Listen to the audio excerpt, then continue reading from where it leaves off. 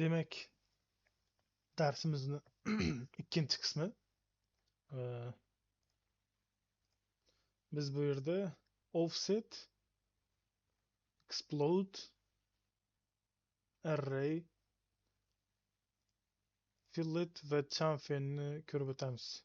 Fillet bilan chamfer. Bular nima? Fillet bilan chamfer bu burchaklarni bittasi yo yordamida yumaloqlab, ikkinchisi esa uni burchakni qirqib kesib beradi. Faollashtirdim. Keyin radiusni tanlaymiz. Keyin masalan 20 millimetr deb kiritamiz va mana bizda 20 millimetrga radius hosil qilib aylantirib berdi. Demak, hozir bizda burchakni kesmadi. Endi kesadigan qilib ko'rib o'tamiz. Filletni tanlaymiz. Trimni bosamiz. Trimni yana bosamiz. Bo'ldi. Endi bizda radius nima qilsak ham kesib tashlaydi. Ya'ni burchakni bittasida burchakini olib tashladi, ikkinchisida esa olmadi. Endi chamferni ko'rib o'tamiz. Chamferda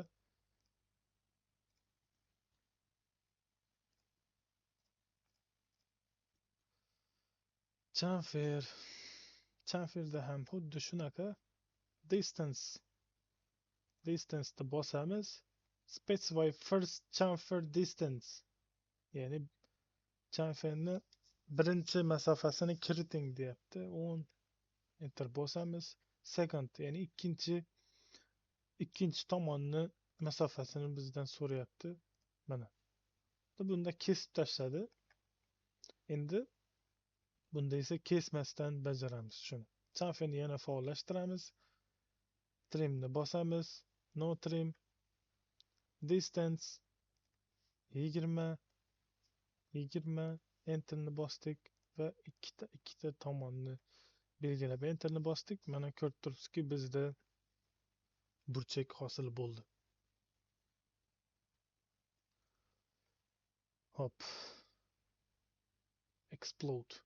Explode bilan join. Explode bilan join ikkalasi bir-biriga qo'shib ishlatish mumkin bo'lgan funksiyalardan hisoblanadi. Masalan, hozir line'da chizsak, bizda hammasi masalan mana shu tomonni o'zi alohida obyekt sifatida qaraladi.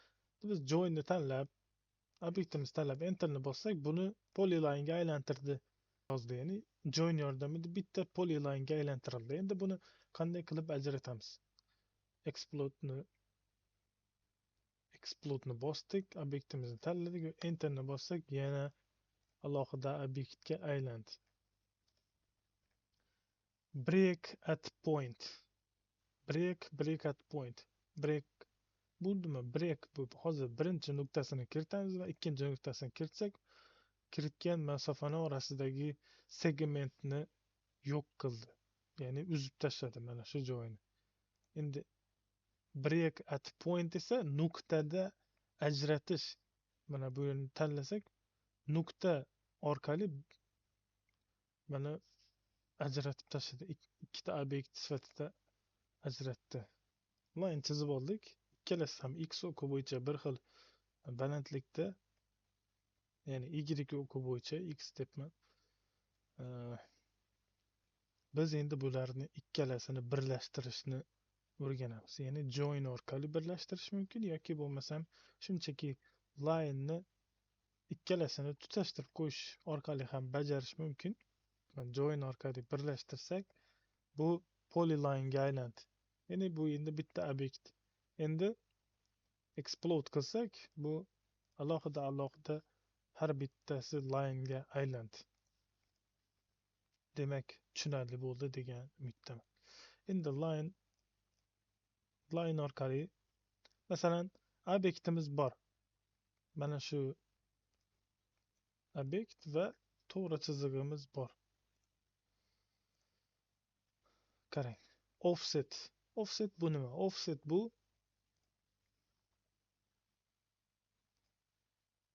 surib beradi bizga. Surib 50 deb yozamiz va kiritdik va obyektimizni tanlab tepaga yoki pastga bu suramiz va skonchani bosamiz, bizga mana shu obyektni 50 mm pastga surib berdi. Endi polyline orqali obyekt chizib oldik, offsetni tanladik.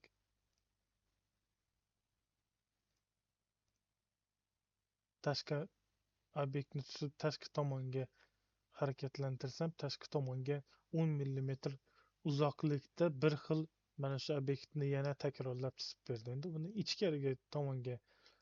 ichkari tomonga harakatlantirsak, ichki tomonga 10 mm masofaga surib shu obyektimizni bizga yaratib berdi. Bu bizga asosan uy loyihalashda juda ham kerak bo'ladigan funksiya hisoblanadi. Endi sizlar bilan hozir juda ham oson bo'lgan bir topshiriq vazifa bajaramiz. Tutashma juda ham oddiy 50 mm masofali to'g'ri chiziq kesmasi chizib oldik. Endi radiusi 20, bu degani balandligi 40 mm ekan.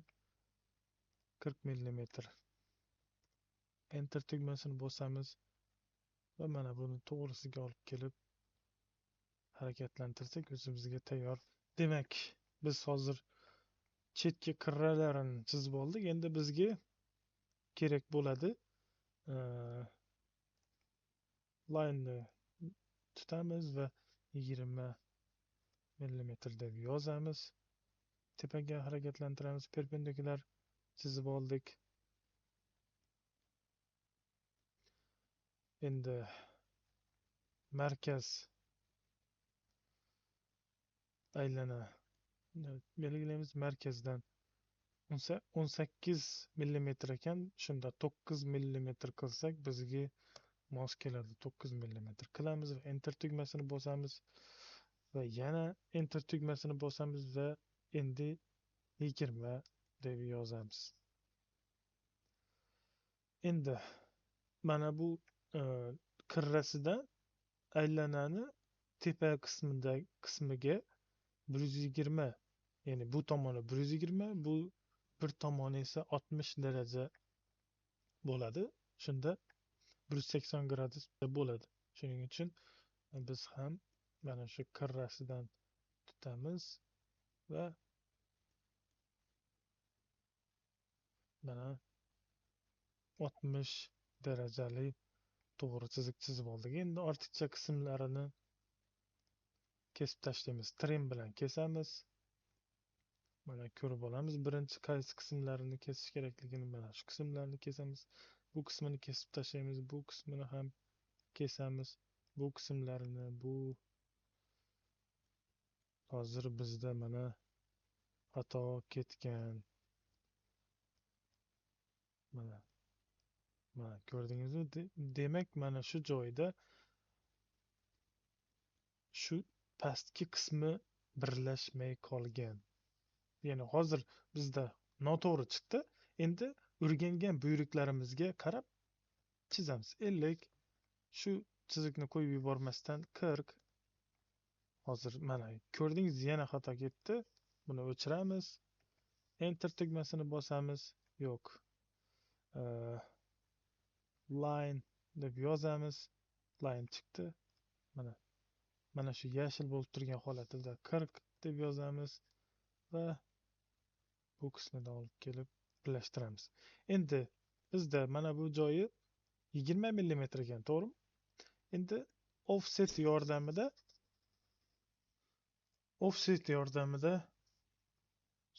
suramiz. Ya'ni mana shu offset yordamida 20 deb yozamiz.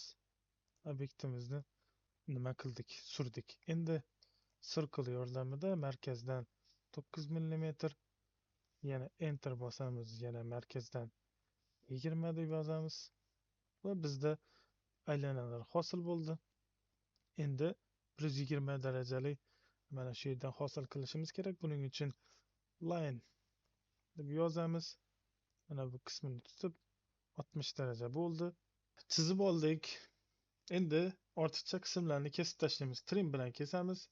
Mana bu qismi bizga kerak emas. Bu qismi ham kerak emas. Mana bu qismi va bu qismlari ham bizga kerak emas.